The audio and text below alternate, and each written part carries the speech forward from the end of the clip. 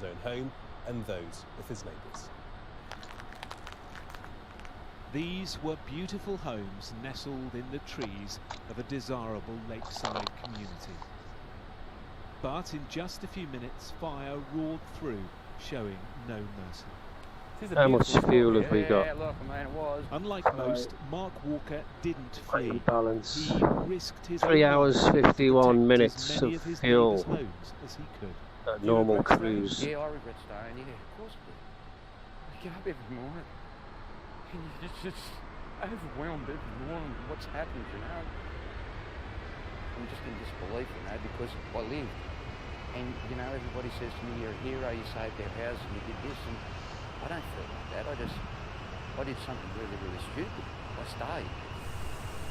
Robert has lived here for 35 years. He left, but his home is still standing because of Mark. Good neighbour. Yeah. Good neighbour. As residents return in disbelief, they soon realise that scores of homes were destroyed, and with more communities in the line of fire, Mark's message is Go. Just get in the car and go. Just go. You know it's coming. This is what's coming. It's just, this is it. And there is no escaping it. If you're somewhere, unless you're standing here in the middle of the road, where there's nothing around you for 100 metres, you are totally vulnerable. Homes can of course be rebuilt, but the real tragedy is 2 people died here. One was a parish councillor, killed in the neighbourhood that dedicated so much of his spare time trying to improve.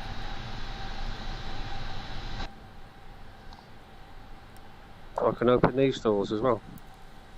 Well, Sky's Alex Crawford is also in Australia, and earlier today she took to the skies to see the impacts the bushfires are having from the air. You can see so many fires, hotspots Control all panel, around the area. There are some 150 fires just in New South Wales alone, and more than half of them are said to be out of control. In some areas, it's just whiteout. Look what's in front of us. You can't see anything. Visibility very, very low because of all these burning fires. And the winds are reaching such ferocity, expected in some places to be 80 miles per hour. The firefighters have one heck of a job trying to control this. And many of them are volunteer firefighters. They've got something like 170,000 strong volunteer firefighters who are fighting this. And many have come from other areas to help out in what is one of Australia's biggest bushfire crises, with temperatures during the day reaching 43 degrees in areas. Many communities being told to get out of here. The firefighting authorities saying they cannot defend some areas. Some areas are undefendable, and they're urging people to leave their properties, with some people refusing to leave because they're worried about leaving the area and returning to cinders. There's a lot of anxiety here, a lot of fear, and I've seen a lot of posters and signposts thanking the firefighters, a great deal of gratitude to the firefighting authorities and the air crews who are doing their utmost to try and contain these raging bushfires. Keeps putting me in the back. Alex Crawford reporting CP, what's now, that? 2 new contenders have announced they'll run to succeed Jeremy Corbyn as the in the leader back again. of the Labour Party. Prominent backbencher Jess back. Phillips Oh, and former Shadow Cabinet member Lisa Nandy have both announced their intentions to stand for the party's top job. Let's talk now to our political correspondent, Rob Powell, who's in Westminster this morning. And Rob, in the last hour, we now know of one prominent Labour MP who won't be standing. Yes, that's right. David Lammy, quite a vocal Labour backbencher, had been rumoured to maybe be considering a run at that top job. He's tweeted in the last hour saying that that's not going to happen. He said that he's humbled by all those who had encouraged him to stand, but after serious consideration he was ruling himself out, saying he's committed to playing his full part in opposition but needed a candidate best placed to unite our party's faction so we can win the country's trust. Now, the 2 people, as you say, who have said that they will be running First is Lisa Nandy. She's the latest person to enter the race. Now, Lisa Nandy's known as someone who was quite critical about politics being too focused on Westminster, too focused on London and the South East, and not in touch with people living in other parts of the country. And that's very much her pitch, writing in her local paper overnight a letter to her local paper saying that she believed the next Labour leader needed to come from an area which, in her view, felt that it had been neglected in recent years. She said that because she represents communities, she has an understanding of that, and that she has a skin in the game, as she puts it, as well. And that came after Jess Phillips, a prominent vocal backbencher, also announced she would be standing. She said that she could speak truth to power, talked about her records in not shirking fights, and said she'd be able to take the fight to Boris Johnson. This is what she said when she launched her campaign in Grimsby last night. I think that we need more honesty in politics, and the Labour Party has got to be honest with itself. It's got to be honest with the country that if we can lose seats like Grimsby, something has to change. More of the same won't cut it. And when we have a Prime Minister like Boris Johnson who can bluster and lie his way to the top, we need somebody who will truly speak truth to power.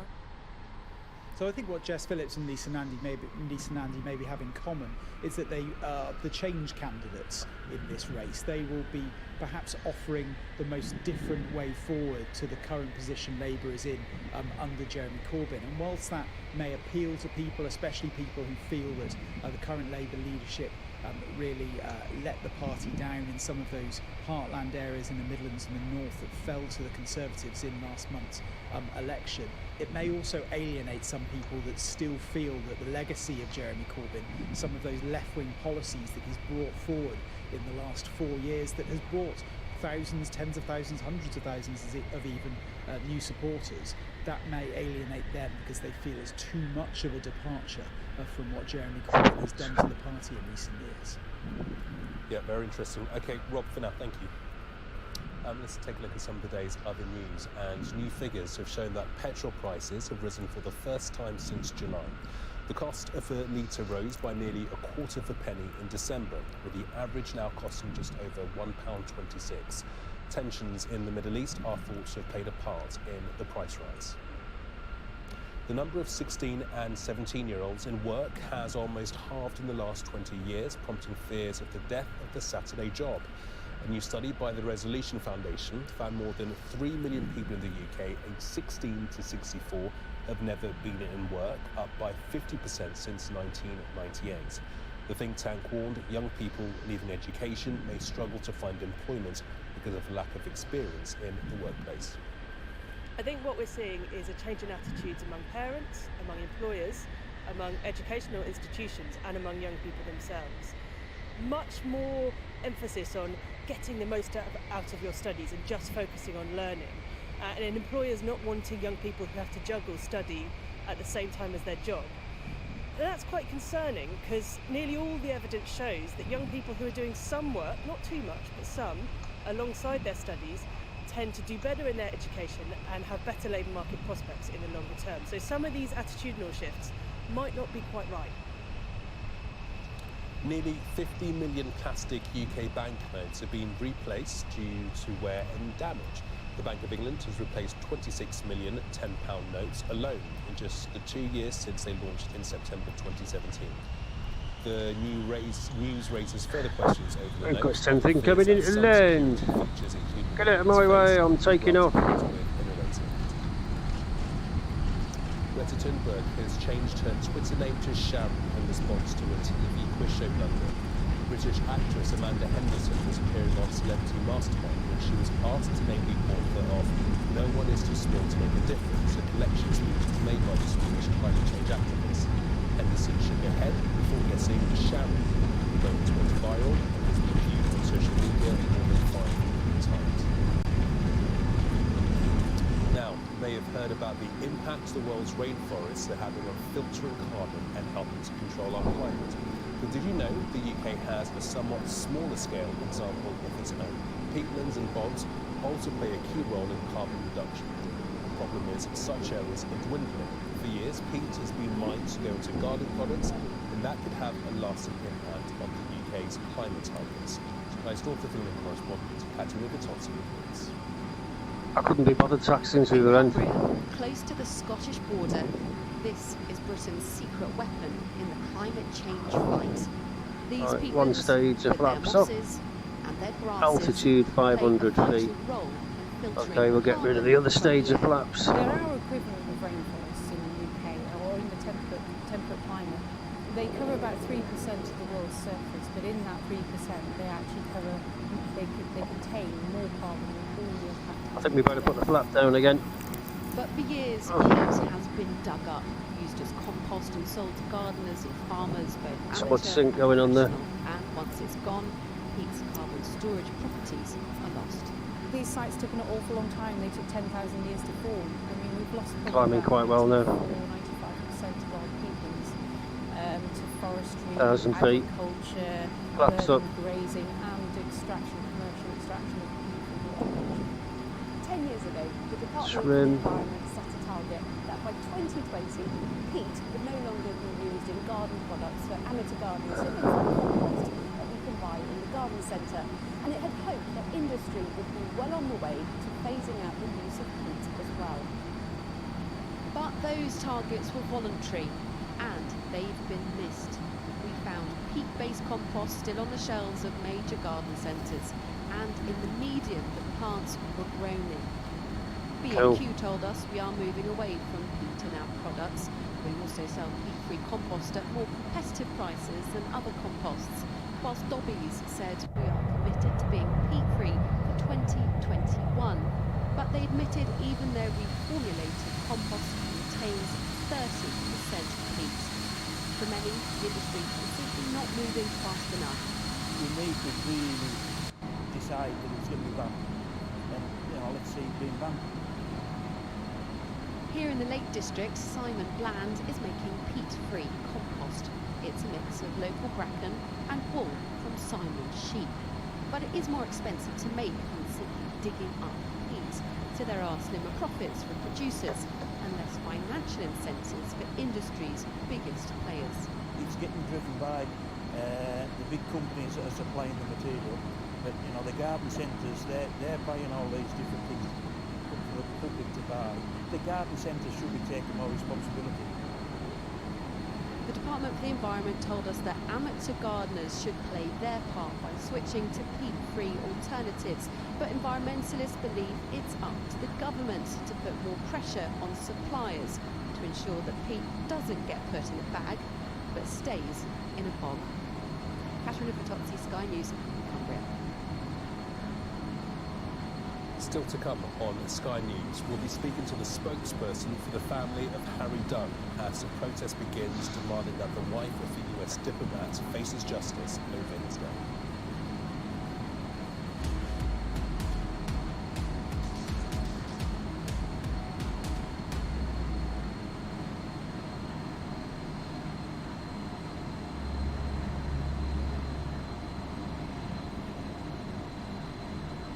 Start with the latest showbiz news. A warning: some flash photography is coming up. Netflix's The Crown and HBO's Succession are among the nominees, battling it out to be named Best Television Series Drama at Sunday's 77th Golden Globe Awards. Ask yourself, the time I've gone through, do I actually achieve?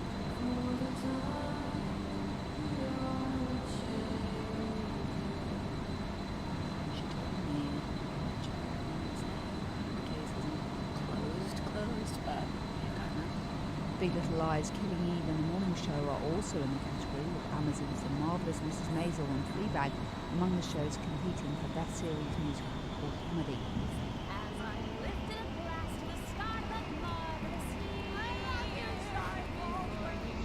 This year's show is dominated by streaming rights. Netflix leads the pack with 17 TV nominations overall, followed closely by HBO with 15.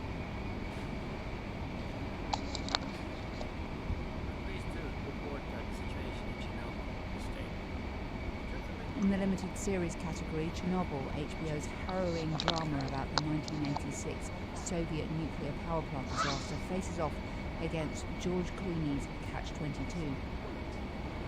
Penetrating everything in its path. Yes, Walter Gavin.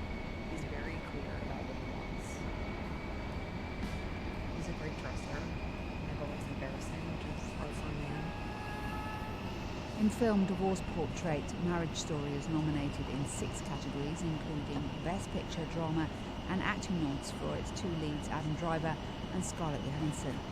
Martin Scorsese's mob epic, The Irishman, is nominated in 5 categories, including Best Director for Scorsese and Supporting Actor nods for Al Pacino and Joe Pesci.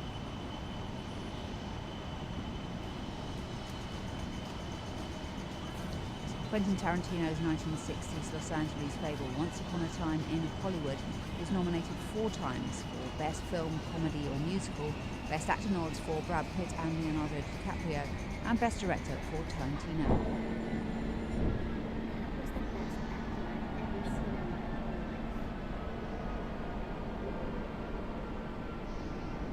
Now, a peaceful protest will take place in the next hour outside the gates of RAF Quarter, where teenager Harry Dunn was knocked down and killed last August.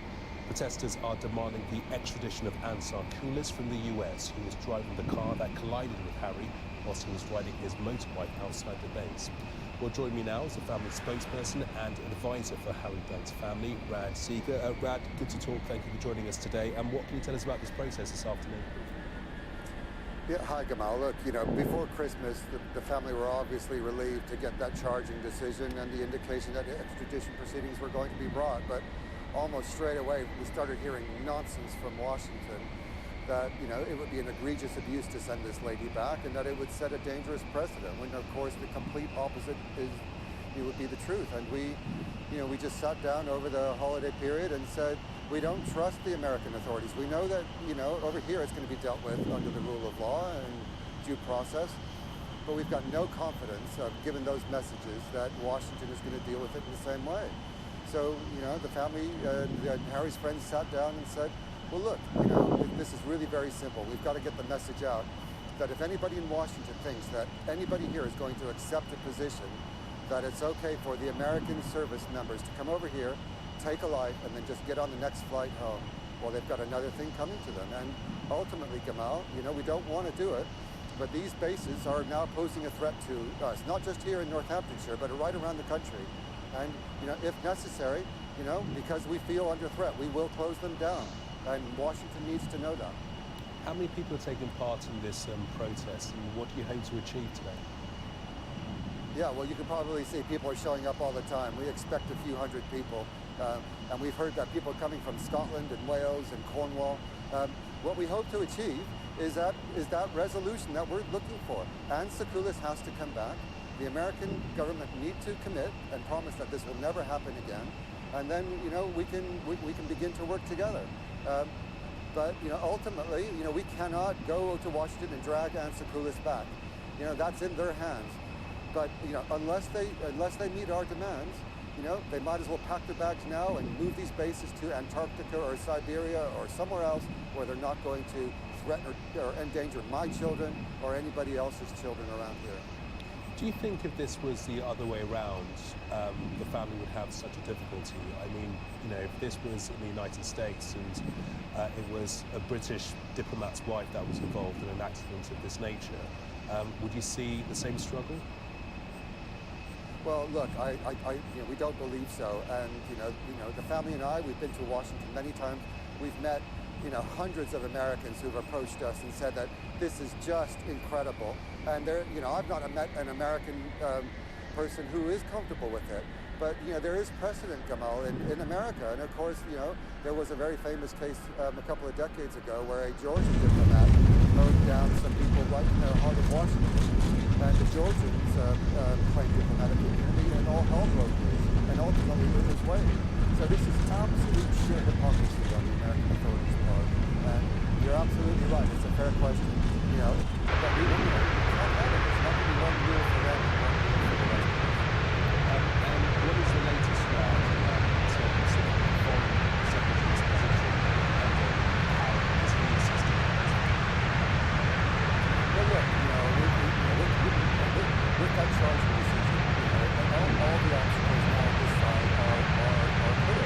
But unfortunately, still the Foreign Office are defending a position which is share with the Americans that the people behind me do have diplomatic immunity and that they will be allowed to go away if they injure somebody. So that is the next obstacle we've got to break down. But at least in Anne Secoulis's case, when she left the country, everybody agreed that, you know, the diplomatic immunity that she had stayed here, so she no longer has it. But Gamal, there are further battles to come. We will just never accept a position where it's okay for these people to come and take our lives and leave, and that's what both governments are still asserting to this day. Further battles to come, as you say. What of Harry's family, his parents in particular? How are they at this very difficult time?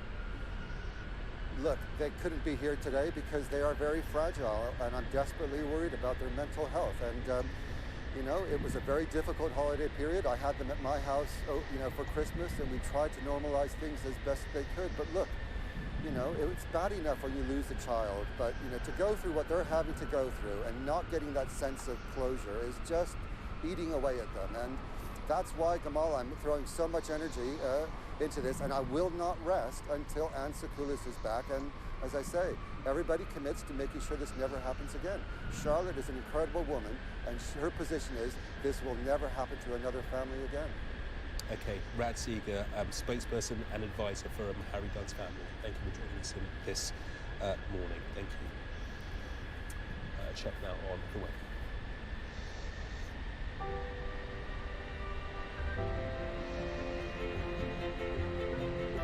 The weather, sponsored by Qatar Airways. A lot of cloud around with outbreaks of rain over northern and western Scotland, moving into Shetland later. It'll be fairly mild for January, and with light winds for most, it should feel quite pleasant in any sunshine. Central and eastern England and eastern Scotland will be mostly dry with some good bright or sunny spells likely, but it will be largely overcast elsewhere. Northern and western Scotland will see rain on and off into the evening. Heaviest in the northwest, but that will become increasingly light and patchy later. Wales, Western England, Northern Ireland and Ireland can expect a few spots too, but most places there will be essentially dry. Northern and western parts will stay fairly cloudy tonight with a little rain in places and some heavier outbreaks in the far north for a time. The cloud will keep it fairly mild for many, but any lengthy clear spells will bring the chance of frost. Southern and eastern parts are most at risk. Sunday will be much like today, but it will be a bit milder.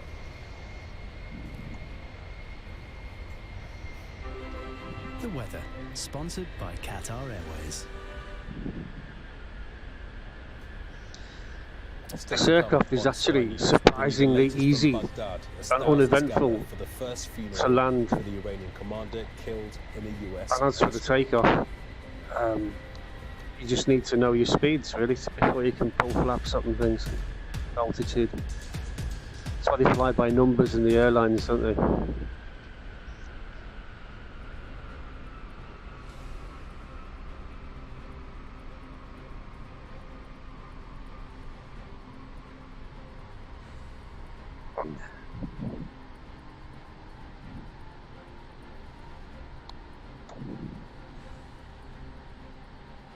Okay, boys and girls, I think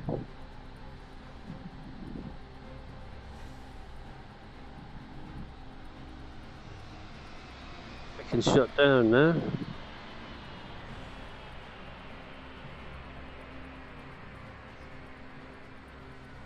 Oh man.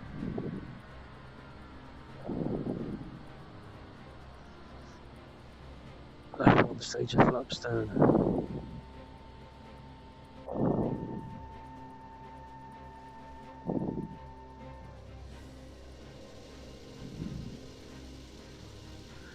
That was fun. I have to take it somewhere now. I have to actually go fly it somewhere.